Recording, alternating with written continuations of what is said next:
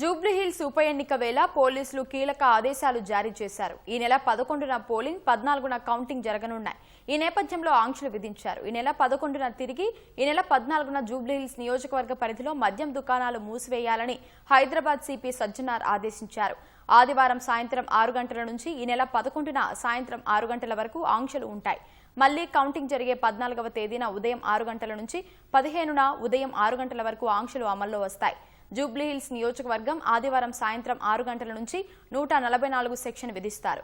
ఆంక్షలు అమల్లో ఉన్న సమయాల్లో 5 లేదా అంతకంటే ఎక్కువ మంది గుమిగూడడాన్ని నిషేధించారు. ఎవరైనా ఆదేశాలను ఉల్లంఘిస్తే చట్ట ప్రకారం చర్యలు తప్పవని సిపి సజ్జనార్ హెచ్చరించారు. ఓట్ల లెక్కింపు రోజు రహదారులు, జనావాసాల్లో బాణసంచా పేల్చకూడదన్నారు.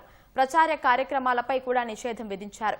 ఆదివారం సాయంత్రం 6 గంటలకు అన్ని పార్టీల ప్రచారం ముగించాలని స్పష్టం చేశారు.